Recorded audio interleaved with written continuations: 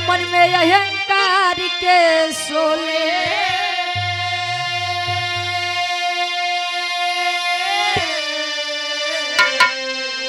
तपूजो बाह हमारी कहन लगे मुस्काए।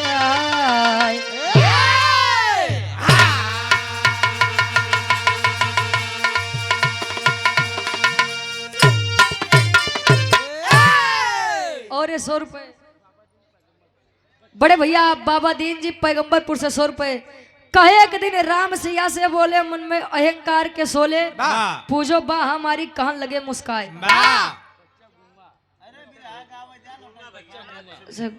बच्चा गूंगा है ये लौटाओ 100 रुपया नहीं दे दे दे उनके दे दे। ए भैया कहानी यहाँ से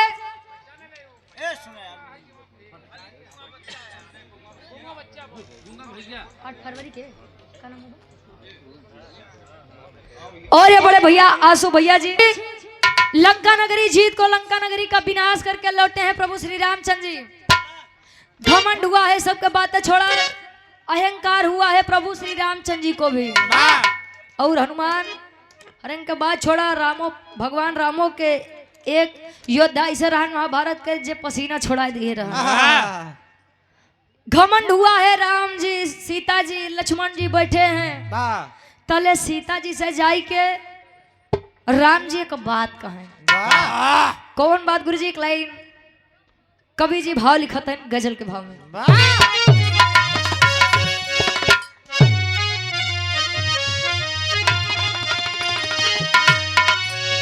अरे जिंदगी में क्या रहा जिंदगी में क्या रहा एहसास मर जाने के बाद जिंदगी में क्या रहा एहसास मर जाने के बाद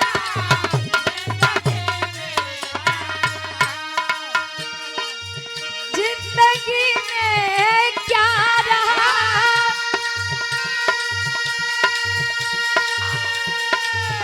एहसास मर जाने के बाद। और ये मानव की फितरत है हम हो आप हो कोई भी हो होश में आता है मानो होश में आता है मानो ठोकर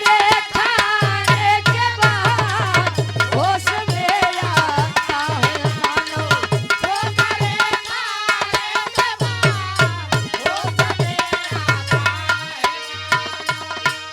होश में आता है मानो ठोकरे खाने के बाद।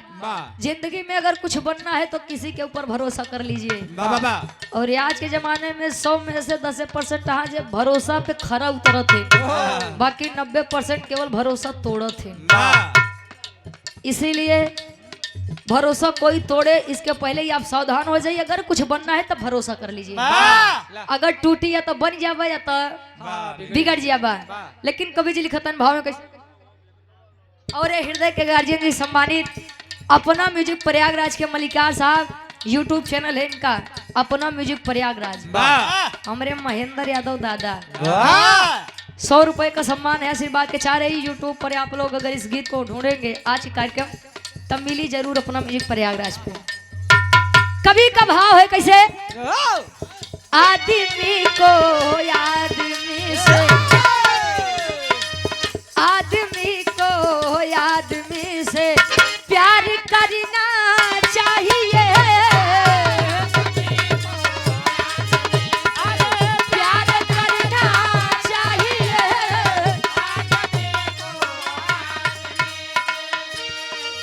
आदमी को आदमी से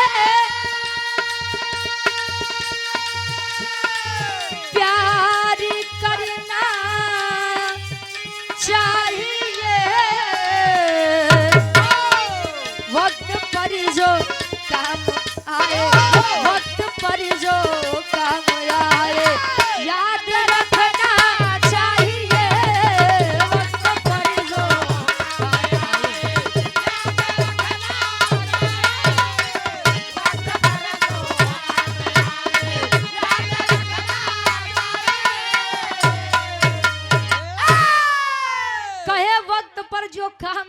याद रखना चाहिए। अब सुनबे भैया के प्रधान से 50,000 लेन, वाह 15,000 देन, 35,000 जेबा में। वाह तले प्रधानो जी हरे बड़ा आज वही होथिन गुरु जी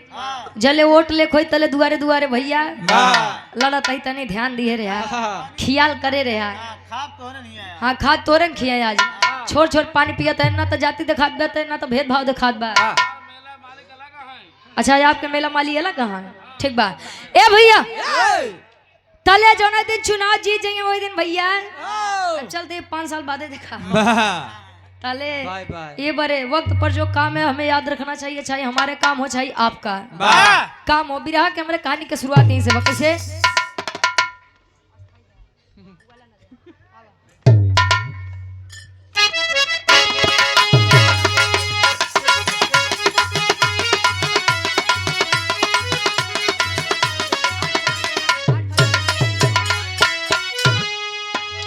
और ये बड़े भैया जो कि परिचय के मोहताज नहीं है, जिला पंचायत सदस्य की आप भावी प्रत्याशी है वार्ड नंबर 35 से बड़े भैया आप अंशु यादव उर्फ सरकार हमारे भैया वाह। ये सुंदर माला 1000 रुपए का सम्मान है। 8 फरवरी को कार्यक्रम है हमारे बड़े भैया जी के दरवाजे पर हमारा और सूरज यदुवंशी जी का बहुत बहुत धन्यवाद है। आशीर्वाद के चारी के मुझे अपनी कलम में कामयाब रहे।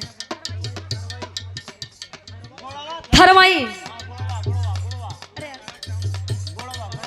गोड़वा थरवाई प्रयागराज की पवन सरजमी पे आशीर्वाद के चाह रही कहानी का शुरुआत बा। रावण का वध करके श्री राम घर को आए हैं, घर घर में खुशी और दीप को जलाए हैं।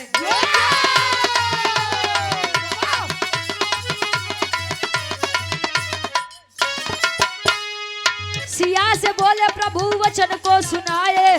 सिया को बोले प्रभु वचन को सुनाए है, पूछो बाह मेरी बात को बढ़ाए हैं। सुनकर बात सिया मन में तब विचारा है, सुनकर बात सिया मन में तब विचारा है, सुनकर बात सिया मन में तब विचारा है, सुनकर बात सिया मन में तब विचारा है। थोड़ा घमंड प्रभु मन में यह विचारा है, थोड़ा घमंड प्रभु मन में यह विचारा है।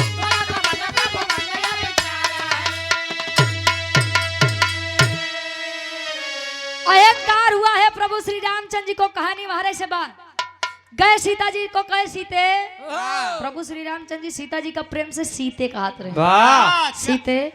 क्या सीते सीते कहे हाँ स्वामी बोलिए। कहे कि देखो कहे का पूरे युद्ध भर में हमसे तोरे दुल्हा से बड़ बलवान के उड़ान का सीता जी कहीं बा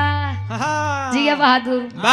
मतलब हनुमान का करे नंगत का करे कुल भुलाई गया अब तो का केवल अपन बल दिखात बा। प्रभु श्री रामचंद्र जी कहे कि सीते मेरी बाह की पूजा करनी चाहिए तुम्हें क्योंकि तुम्हें एक मर्द का हाथ मिला है। माई सीता जी जान गई बस बस अब हो ही गया अहंकार आई गया स्वामी के अंदर। अच्छा एक बात है मेरा एक प्रश्न है कि लोग कहते हैं कि अहंकार भगवान का आहार होता है। तले मांगला अगर देवी देवता के घमंड हो जाता हाँ के कर आहार वही।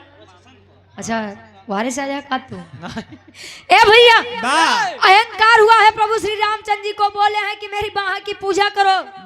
ताले सीता जी कहीं स्वामी अबे हमको कुछ शक बा। कवन शक हो कहीं कि सबका तमार दा केवल एक वीर बचा बा अगर वो वीर के मार देबा तो खुशी खुशी तोरे बाह के पूजा कैले। अबे तने में प्रभु श्री रामचंद्र जी गुस्सिया गए कवन हसाला कवन है कौन है जकरे वजह से हमार सीते हमरे ऊपर शक करत यहाँ। तले सीता माई बताओ का एक लाइन गीत लगत बा दूसरी लाइन चलो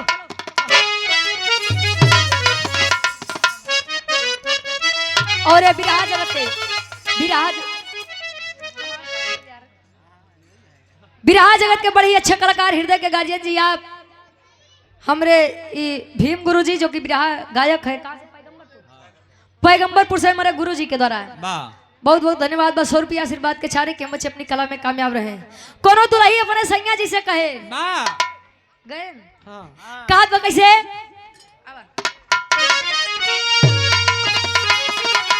अरे तो झूलनी पे उड़नी अरे तो झूलनी पे उड़नी आई जहाजिया उड़ा दो आई जहाजिया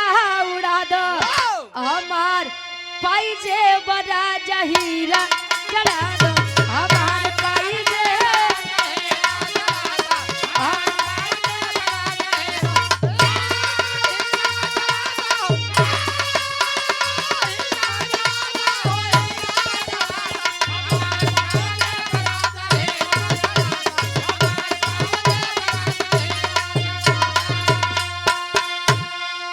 और ये आप कंचनलाल यादव जी पैगंबरपुर से अनिल यादव हेता पट्टी पता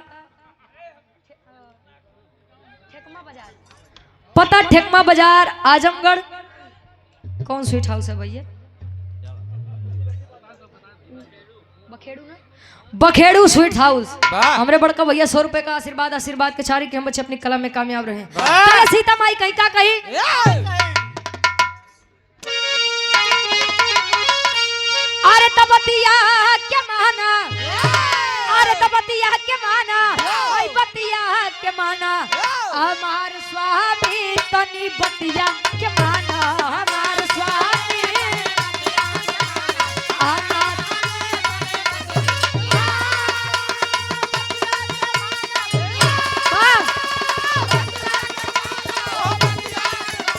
हमार स्वामी तनी बतिया के माना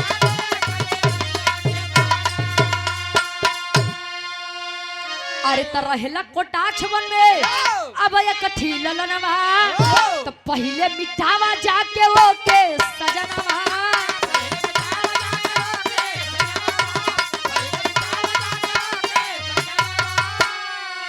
अरे तो यही बात हमारी अरे यही बात हमारी तू बतिया में ठाना हमार स्वामी तने बतिया के माना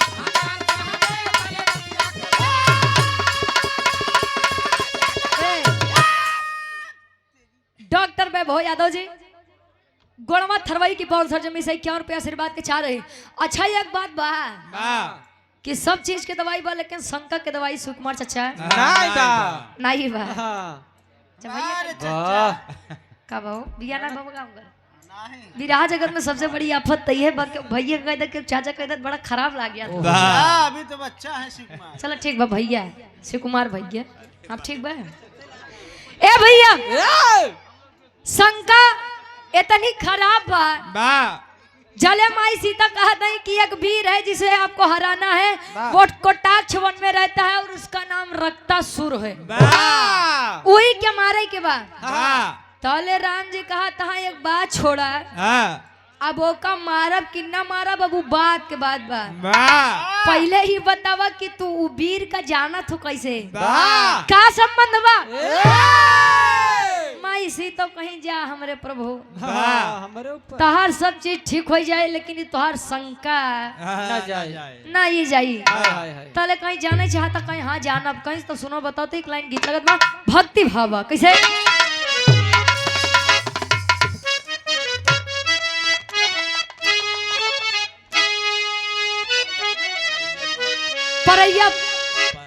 परैया पर से हमारे गार्जियन जी 100 रुपया आशीर्वाद के चाह रही भगवान कन्हैया जब गोकुल नगरी छोड़ करके वृंदावन रहने के लिए चले गए तले सारी गोपियां विरह में कह रहे हैं दर्द में क्या कहें कि प्रभु या बसो वृंदावन में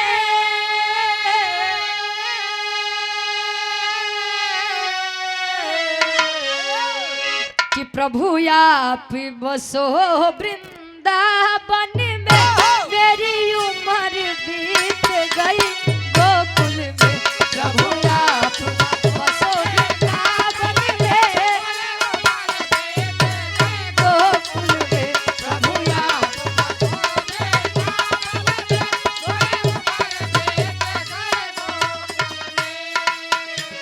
ताले माई सीता बतावत है बात प्रभु बच पानी की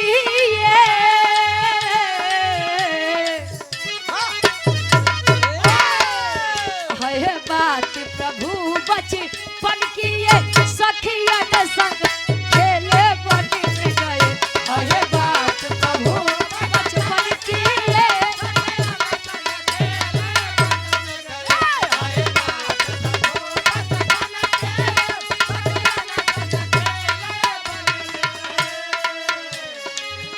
है बात प्रभु बचपन की ये है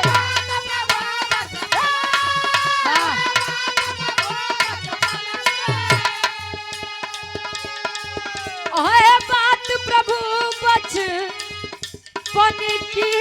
ये सखियन संग खेले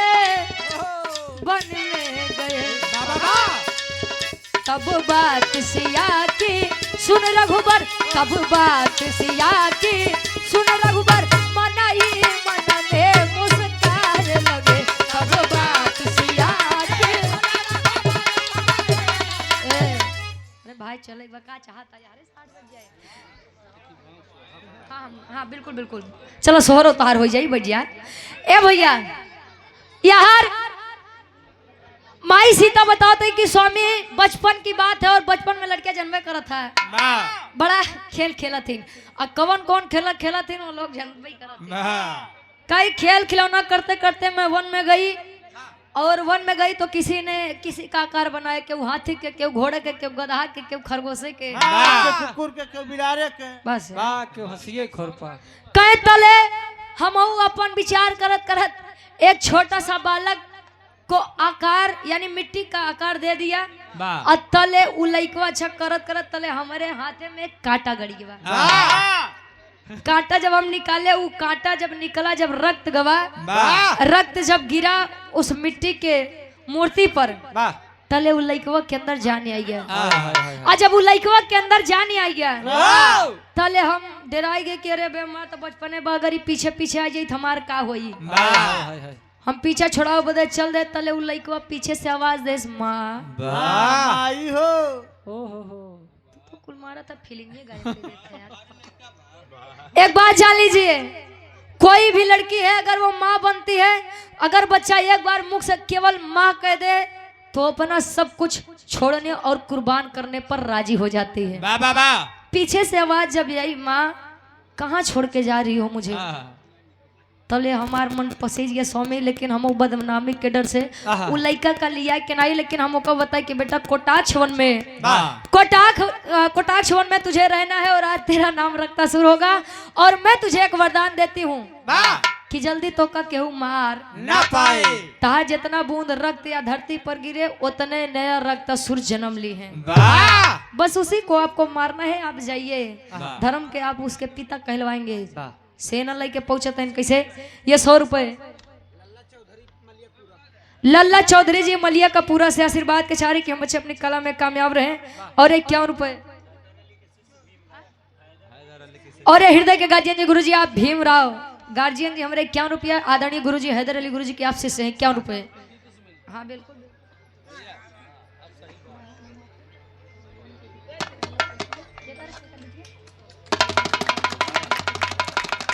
और पशु मेला मलिकार साहब की आप बेटी हैं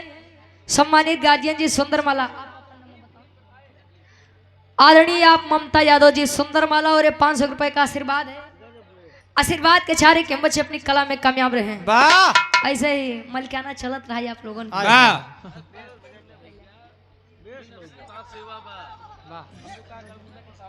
बिल्कुल बिल्कुल वाह ए भैया प्रभु श्री रामचंद्र जी प्रभु श्री रामचंद्र जी आदेश करवा दीजिए लखन भाई मेरे हनुमान वाह चल दो पलटन सजा लो एक अबीर का युद्ध करना है और लड़ना है उसे मारना है उसे वाह चले हैं सेना सजा करके जब चलते हैं सेना सजाई के तले देखा हनुमान जी कहें देखिए कि मैं आप लोगों का सेवक हूँ तो आप लोग कष्ट मत उठाइए मैं यहाँ से आवाज दे रहा हूँ आवाज देते हैं रक्तासुर अरे रक्तासुर बाहर निकल निकल बाहर वाह तुझसे युद्ध करने मैं आया हूँ रक्तासुर कोनो जवाब ना दे तले लक्ष्मण जी कहते हैं हाँ। बड़को वीर बनत है बा तू बन रे जात तो कुछ समझ में नहीं करी चला पीछे हटा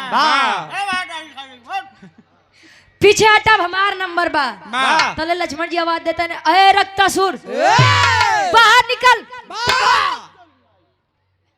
तले तब कोनो जवाब नहीं है तले हनुमान जी देख देख मुस्कियाते हैं इनकस बड़का मन इज्जत बनत है हमका बानर समझत है लल्ला ले आई गन रक्तासुर मार ले आए मार ले तले और दोनों जने आपस में बहस करे लगे तले रामचंद्र जी आने हनुमान बेटा भाई लखन ये बदतमीजी नहीं समझावत है जाने दो अब मैं आवाज दे रहा हूँ आवाज देते हैं भाई साहब जले रक्तासुर निकले तो कैसे रे पिताजी मेरे दरवाजे पर गया जल्दी से चरण पकड़ा तले चरण हटा लिए राम जी तू मेरा बेटा नहीं मैं तेरा पिता नहीं तू मेरा केवल प्रतिद्वंदी है युद्ध करने के लिए मैं आया हूँ तले अब रक्तासुर सोचत बा यार हम कुछ करबो नहीं भाई तमार बाबू हमका काहे बदे मरी है तले बार बार चुनौती देता है रक्तासुर युद्ध कर मुझसे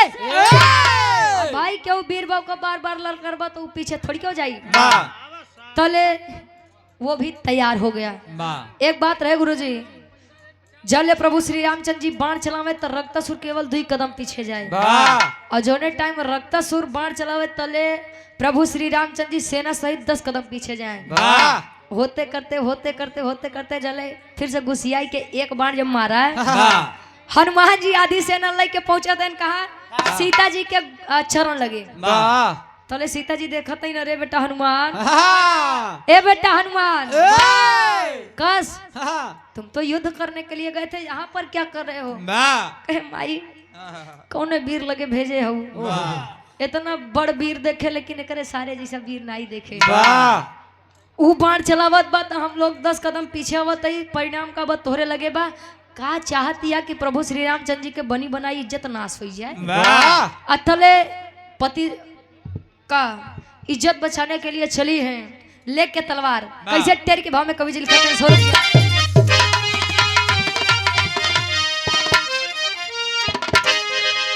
आदरणीय आप राम सिंह यादव जी उत्तम गिरी चकिया की 5 जमी से 100 रुपया आशीर्वाद के 4 टेरी के भाव में कवि जी लिखते हैं अरे तो ममता की ममता ज्वाला बन गई अरे तो माता की ममता ज्वाला बन गई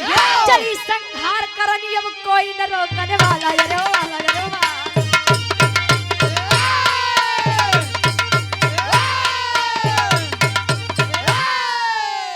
चली है लेके कटार चली है लेके कटार बीच रण में पहुंचे तले रामचंद्र जी लगे लुकाए लगे छुपे तले सीता माई कहीं बस हम जाना था कितना बड़ा मर्द है अब जाई देख कुछ छुपावे के नहीं बकुल हम जाना था ऐ सीता जब अब जाना थू तो तार लई के अब तू ही संहारा हमरे बस के नहीं बा तले माई सीता जी करत ही कब पापट के भाव में कवि जी लिखत है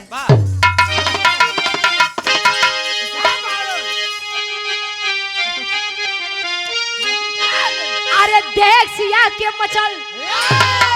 तूफानवा बीच बनवा में त देख सिया के मचल अब तूफानवा बीच बनवा में त क्रोध से कांपे धरती यो गगनवा बीच बनवा में क्या बात है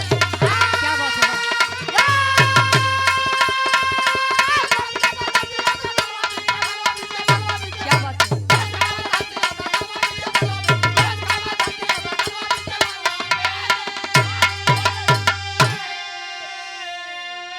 चाहे हाकार देवी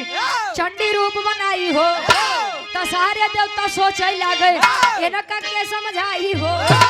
तो सोच सोच के करे अब गुण बीच बनवा में तो क्रोध से कांपे धरती हो गगनवा बीच बनवा में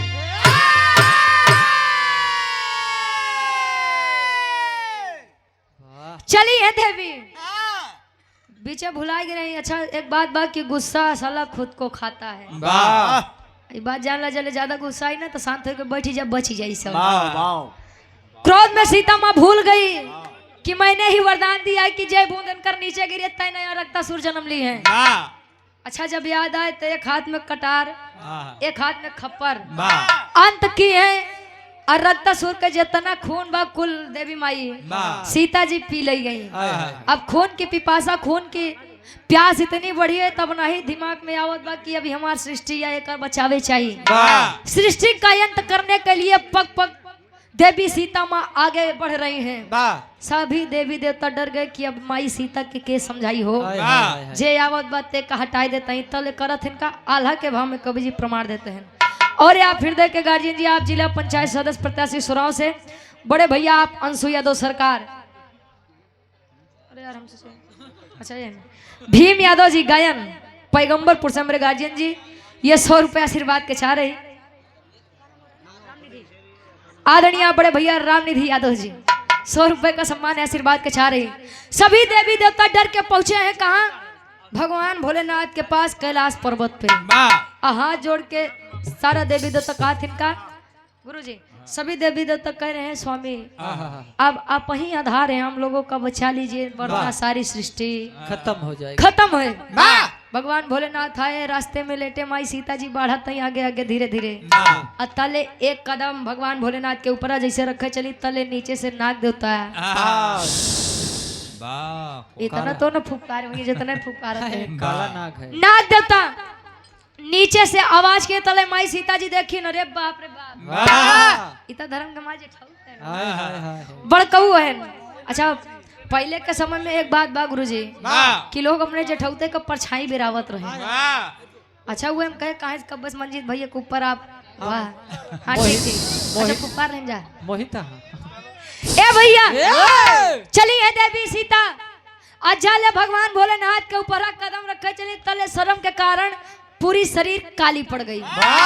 तले माई सीता के एक नया रूप भव कवन आखिरी भाव खड़ी के भाव में कवि जी लिखा है।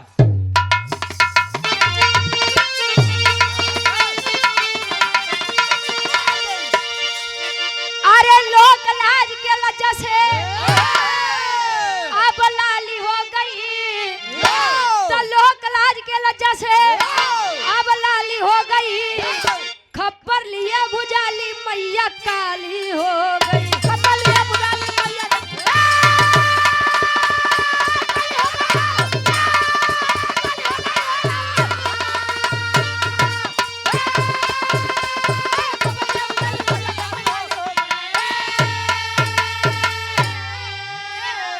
अरे नयन गिरा के देखे देवी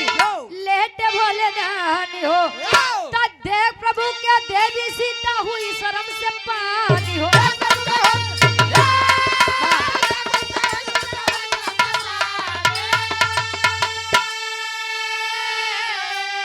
अरे तो शर्म से ला गई जैसे अरे पुष्प की डाली हो गई, खप्पर लिए भुजाली मैया काली हो। देवी माँ का एक नया रूप आया काली माँ का। अतले राम जी के घमंड टूटा ही बड़े घमंड अच्छे अच्छे के नहीं चलत आखिरी में खानदान के परिचय बर्बाद रख के सेकंड नंबर आई समाज गुरु बिहारी गुरु रामलाल गुरकारी।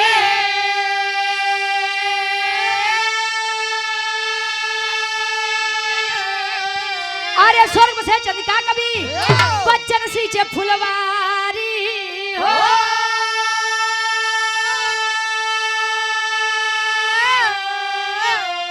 अरे तो माता की ममता ज्वाला